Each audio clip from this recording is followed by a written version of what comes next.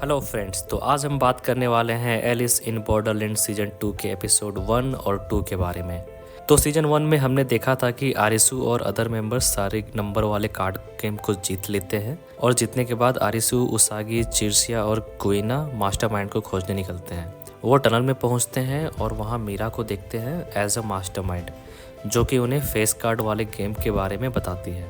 अब सीजन 2 की शुरुआत होती है आरुसु के साथ, जो अपने रूम में वीडियो गेम खेल रहा होता है जिसमें वो एनिमीज को मार रहा होता है। उसके पापा वहां आ जाते हैं और पूछते हैं कि क्या उसे लोगों को मारना पसंद है। फिर इधर आरिसु, उसागी, चिर्सिया और कुइना गेम के स्टार्ट होने का इंतजार कर रहे होते हैं और बात करते हैं कि इस गेम के रूल्स तो उन्होंने बताया ही नहीं।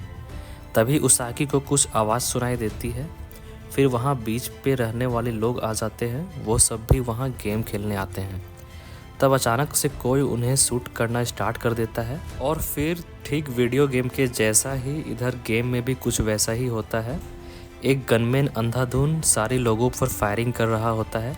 सभी बच के भागने लगते हैं और छिपने की कोशिश करते हैं। तभी वहाँ आसमान में एक ब्लिम्प दिखता है और king of spade game introduce होता है। हमें पता चलता है कि किंग ऑफ स्पेड वही गनमैन है और गेम जीतने के लिए उन्हें किंग ऑफ स्पेड यानी गनमैन को मारना होगा। अब वो सभी वहाँ उससे बच के भाग रहे होते हैं कि तभी आन कार लेके आ जाती है। उसमें थट्टा भी रहता है। आरिसू, कुइना और उसागी उसमें बैठ के भागने लगते हैं, पर चिर्सिया गनमैन से बचने के चक्कर में अलग हो जाता है। अब कार में वो मीरा और गनमैन के बारे में डिस्कस करते हैं और फिगर आउट करते हैं कि उन्होंने पूरे शहर को ही गेम अरेना बना दिया है और हर फेस कार्ड का अपना एक मास्टरमाइंड है और सारे फेस कार्ड वाले गेम को ख़त्म करके घर जाने का सोचते हैं। आन उनकी बातों को नकार देती है और बोलती है कि वो हैटर वाले थ्योरी को फॉलो ना करे, पर आरिसू इन सबको एज अ पैटर्न और रूल के तरह देखता है और सारे गेम ख़त्म करने का डिसाइड करता है। अब वहाँ एक कार में बीच के कुछ लोग भाग रहे होते हैं। वो एक्चुअली में आरिसू की कार को फॉलो कर रहे थे। तभी वहाँ गनमैन आ जाता है और उन सबको मार देता है और आरिसू के कार का पीछा करने लगता है। फिर वो उन पर अटैक कर देता है। वो उससे बच के भागते हैं, पर कार की स्पीड काफ़ी नहीं रहती है, तो आन थट्टा से बोलती है कि अब वो कार चलाएगी और अपना ड्राइविंग स्किल दिखाती है। पर गनमैन उसका पीछा नहीं छोड़ता है। वो कुछ देर तक सरवाइव करते हैं, पर फिर उनका एक्सीडेंट हो जाता है और वो कार से बाहर आ जाते हैं। तभी वहाँ फिर से गनमैन अटैक कर देता है और आन बाकी चारों से सेपरेट हो जाती है। अब वो चारों किंग ऑफ स्पेड से बचकर एक जगह छिप जाते हैं और कुछ देर वहीं छिपे रहने का डिसाइड करते हैं। अब कुइना और थट्टा न्यू कार का जुगाड़ करने जाते हैं और उसागी और आरिसू खाने की तलाश में। वहाँ हमें आरिसू और उसागी के बीच में थोड़ा इमोशनल और रोमांटिक कनेक्शन भी देखने को मिलता है और साथ ही उन दोनों के लाइफ की फ्लैशबैक्स भी दिखती है, जैसे कि आरिसू और उसके फ्रेंड्स के कुछ अच्छे मोमेंट्स, उसागी और उसके फादर की सैड स्टोरी। फिर उसागी आरिसू से अपने पापा के बारे में बताती है कि बॉर्डरलैंड में आने से पहले उसके पापा की मौत हो जाती है और अब उस दुनिया में उसका कोई नहीं है जिसके लिए वो वापस जाए। फिर आरिसू उसे समझाता है और बोलता है कि वो वापस जाने के बाद अपने आगे की लाइफ उसके साथ स्टार्ट करेगा, पर उसागी कन्विंस नहीं होती है और बोलती है कि अगर उसे दोनों दुनिया में से एक चुनने का मौका मिले तो वो इस दुनिया में रहेगी। अब आरिसू बिल्डिंग के छत पे जाके देखता है कि कार्ड्स वाले ब्लिम्प कहाँ कहाँ है और फिर चारों मिलके फिगर आउट करते हैं कि गेम वेन्यू कहाँ कहाँ पर हो सकता है और ये कि रूल्स के अकॉर्डिंग एक गेम का मास्टरमाइंड दूसरे गेम के मास्टरमाइंड के गेम्स को डिस्टर्ब नहीं करेगा, उनके बीच में नहीं आएगा। वो किंग ऑफ क्लब गेम को खेलने का डिसाइड करते हैं क्योंकि वो शहर से थोड़ा दूर होता है और क्लब वाले गेम को एज अ टीम खेला जाता है। अब वो गेम खेलने के लिए जाते हैं ताकि सारे गेम को कंप्लीट करके अपनी दुनिया में वापस आ सके। वो गेम वेन्यू पे पहुंचते हैं। वहाँ इंस्ट्रक्शन में 5 प्लेयर लिखा रहता है, पर 4 ही ब्रेसलेट रहते हैं। तभी पीछे से निरागी आ जाता है और बोलता है कि वो है 5th प्लेयर। कुइना और थट्टा निरागी के साथ गेम खेलने से मना कर देते हैं, पर उसागी रेडी हो जाती है। फिर सभी रेडी हो जाते हैं और ब्रेसलेट पहन लेते हैं और एक साथ गेम खेलने का डिसाइड करते हैं। वो अंदर जाते हैं और किंग ऑफ क्लब इंट्रोड्यूस होता है। उसका नाम क्यूमा रहता है और 4 और फ्रेंड्स भी उसके साथ रहते हैं। किंग ऑफ क्लब उन सबको गेम में स्वागत करता है और अपने फ्रेंड्स को इंट्रोड्यूस करता है। सभी क्यूमा को देख के चौंक जाते हैं क्योंकि वो कम्प्लीटली नेकेड रहता है। फिर आरिसू उससे पूछता है कि वो लोग कौन हैं। तब क्यूमा बताता है कि वो और उसके फ्रेंड्स इस कंट्री के सिटीजन हैं, वीज़ा होल्डर नहीं। अब अगले एपिसोड में हम क्यूमा और उसके फ्रेंड्स की बैक स्टोरी देखते हैं। क्यूमा एक सिंगर रहता है और सारे फ्रेंड्स उसके बैंड के मेंबर्स। वो वहाँ कंसर्ट में परफॉर्म कर रहे होते हैं और लाइफ को एंजॉय करते हैं। अब इधर क्यूमा आरिसू और उसके फ्रेंड्स को बताता है कि वो इस गेम का पार्ट होगा और अगर हारता है तो उसकी जान भी जा सकती है, बावजूद इसके कि वो यहाँ का सिटीजन है। फिर वो किंग ऑफ क्लब गेम को इंट्रोड्यूस करता है। गेम का नाम द सोलोजी रहता है। उसके बाद वो सबको गेम्स के रूल बताता है, जैसे कि हर टीम को स्टार्ट में इक्वल पॉइंट डिस्ट्रीब्यूट किए जाएंगे और जिस टीम के पास गेम के लास्ट तक ज़्यादा पॉइंट्स रहेंगे वो टीम गेम जीत जाएगी। उसके अलावा गेम खेलने के रूल्स, जैसे कि स्टार्टिंग में टीम को 10,000 पॉइंट्स दिया जाएगा।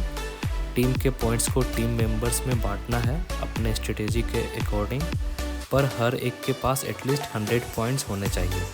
फिर पॉइंट हासिल करने के तरीके, जैसे कि बैटल, आइटम और बेस। बैटल में आपको ओपोनेंट टीम के मेंबर को टच करना होगा और जिसका पॉइंट ज़्यादा होगा वो बैटल जीत जाएगा और हारने वाले के 500 पॉइंट्स जीतने वाले को मिल जाएंगे। और इसका फ़र्क हमें टीम के पॉइंट्स में भी देखने मिलेगा। जीतने वाली टीम के 500 पॉइंट्स ऐड हो जाएंगे, वहीं हारने वाली टीम के 500 पॉइंट माइनस होगा। बैटल से पहले हमें ओपोनेंट प्लेयर के पॉइंट्स नहीं पता होंगे, मतलब बैटल अपने रिस्क पे करना होगा।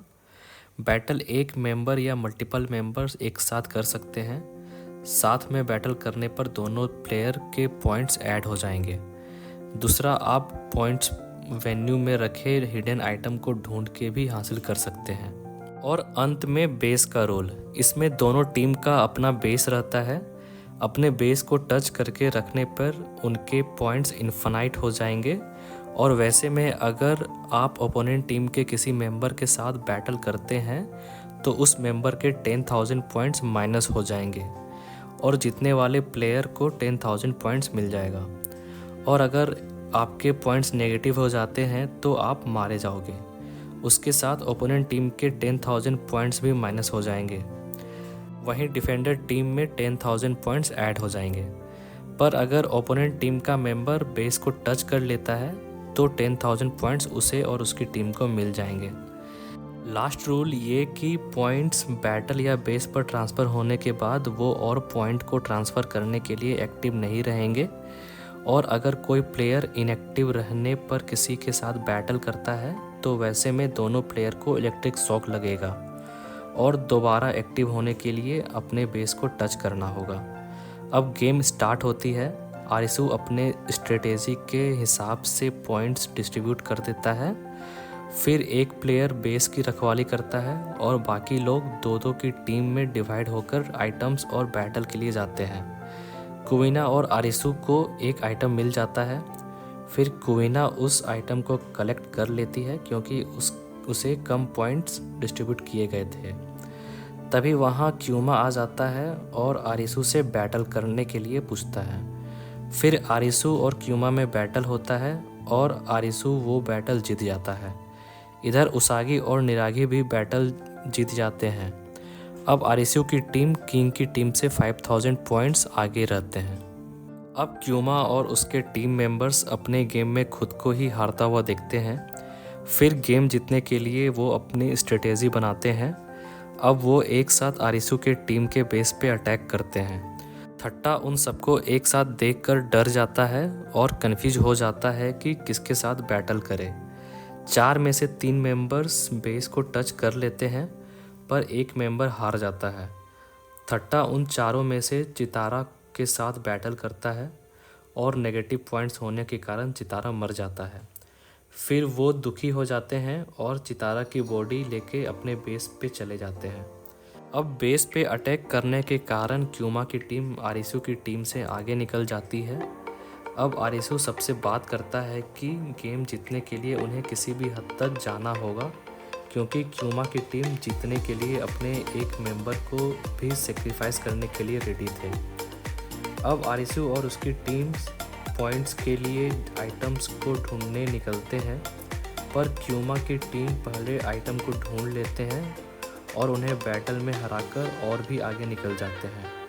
फिर क्यूमा आरिसू से बोलता है कि ये गेम सिर्फ हार और जीत का नहीं है, ये जीने और मरने का गेम है, और आरिसू को बोलता है कि वो उसकी एबिलिटी को देखना चाहता है। अब आरिसू उनके बेस पे अटैक करने का प्लान बनाता है और उनके बेस पे जाते हैं। उसागी उसके टीम के एक मेंबर को उलझा के रखती है और बाकी 3 मेंबर अटैक करते हैं। आरिसू लास्ट बैटल के बाद खुद को एक्टिव नहीं करता है और अटैक करने जाता है। वो क्यूमा के साथ बैटल करता है और इनएक्टिव होने के कारण दोनों को इलेक्ट्रिक शॉक लगता है। फिर निरागी बेस को टच कर लेता है और 10,000 पॉइंट्स जीत लेता है, पर फिर भी आरिसू की टीम क्यूमा की टीम से 3,000 पॉइंट्स पीछे रहती है। सभी उदास हो जाते हैं, पर उसागी हार नहीं मानती है और बचे हुए आइटम्स को ढूंढने निकलती है। उसे 2500 पॉइंट्स का एक आइटम मिल जाता है। अब बस 500 पॉइंट्स का ही डिफरेंस रहता है। तो ये थी एलिस इन बॉर्डरलैंड सीजन 2 के फर्स्ट 2 एपिसोड्स की स्टोरी। अगर आपको मेरी ये वीडियो अच्छी लगी तो वीडियो को लाइक कर दीजिए और ऐसे ही और भी वीडियोस को देखने के लिए चैनल को सब्सक्राइब कर दीजिए। तब तक के लिए धन्यवाद।